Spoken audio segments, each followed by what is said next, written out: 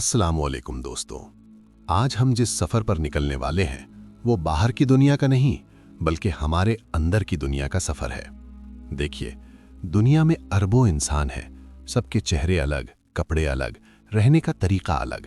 लेकिन सैयदना शेख अब्दुल कादिर जीलानी अपनी किताब फुतूहुल गैब में हमारे सामने एक ऐसा आईना रखते हैं जिसमें पूरी इंसानियत सिर्फ 4 हिस्सों में सिमट जाती है। ये कोई आम कैटेगरीज नहीं है, ये वो पैमाने हैं जो तय करते हैं कि अल्लाह की नज़र में हमारी रूह का असल वज़न कितना है। और इसका फैसला सिर्फ 2 चीज़ों पर होता है। पहला कि आपकी ज़ुबान क्या बोल रही है और दूसरा कि आपका दिल क्या महसूस कर रहा है। बस यही 2 चीज़ें आपका रूहानी लेवल डिसाइड करती हैं। तो आइए देखते हैं कि हम इनमें से किस कैटेगरी में खड़े हैं। शेख जीलानी सबसे पहले उस शख्स का जिक्र करते हैं जिसकी ना ज़ुबान जिंदा है और ना ही दिल। सुनने में ही कितना खौफनाक लगता है ना। ये रूहानी तौर पर सबसे निचला दर्जा है। इस इंसान का दिल अल्लाह की याद से बिल्कुल खाली है।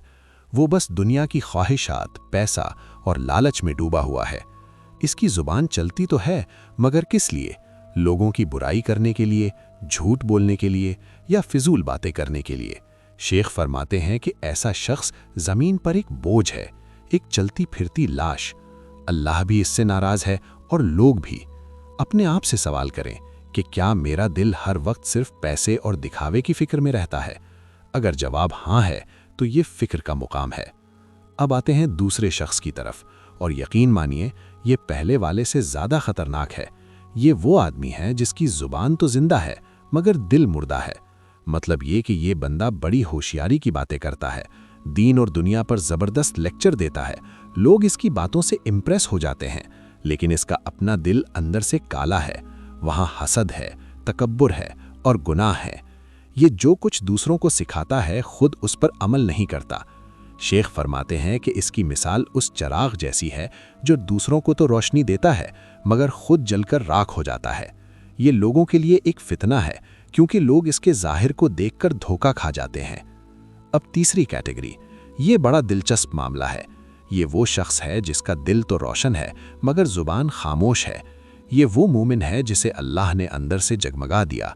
वो सच्चाई को देखता है, महसूस करता है, लेकिन वो बोलता नहीं। क्यों? क्या ये खुदगर्जी है? नहीं दोस्तों, ये अल्लाह की हिकमत है। अल्लाह ने अभी इसे बोलने की इजाज़त नहीं दी ताकि ये लोगों की नज़र, तारीफ या तनकीद से बचा रहे। समझें कि ये एक ट्रेनिंग पीरियड है। जैसे कच्चा फल अगर तोड़ लिया जाए तो किसी काम का नहीं होता, वही हाल यहाँ है। अल्लाह इस बंदे की अंदरूनी तरबियत कर रहा है। और आखिर में आता है चौथा और सबसे ऊंचा दर्जा, जहाँ ज़ाहिर और बातिन, दिल और ज़ुबान दोनों जिंदा हैं और एक दूसरे के साथ मैच करते हैं। ये वो शख्स है जिसके दिल को अल्लाह ने साफ़ किया, उसमें अपना नूर भरा और फिर उसे हुक्म दिया कि जाओ अब लोगों की रहनुमाई करो। अब जब ये बोलता है तो अल्फाज सिर्फ मुंह से नहीं निकलते बल्कि दिल की गहराइयों से आते हैं और सीधा सुनने वालों के दिलों पर असर करते हैं। लेकिन याद रखें, शेख जीलानी कहते हैं कि ये मुकाम कोई इनाम नहीं है, ये एक भारी जिम्मेदारी है। इसका मकसद अपनी शोहरत नहीं, सिर्फ अल्लाह की रज़ा होती है। तो दोस्तों, अब असली सवाल ये है कि इस नॉलेज का हम करें क्या? क्या हम अपने दोस्तों और रिश्तेदारों पर लेबल लगाना शुरू कर दें? बिल्कुल नहीं। शेख ने ये नक्शा दूसरों को जज करने के लिए नहीं बल्कि खुद को आईने में देखने के लिए दिया है। असल मकसद ये चेक करना है कि मैं कहाँ खड़ा हूँ।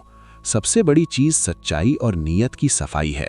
अगर मैं खुद को बड़ा दीनदार समझता हूँ लेकिन अंदर से खोखला हूँ तो मैं उस अनपढ़ से ज़्यादा खतरे में हूँ जो अपनी कमी को मानता है। तो आज इस बात पर गौर करें और खुद से एक सवाल पूछें, आज मेरी ज़ुबान जो कुछ कह रही है क्या मेरा दिल उसकी गवाही देता है? और जो मेरा दिल महसूस कर रहा है क्या मेरी ज़ुबान में इतनी हिम्मत है कि वो सच बोल सके? सोचिएगा ज़रूर। अल्लाह हाफ़िज़।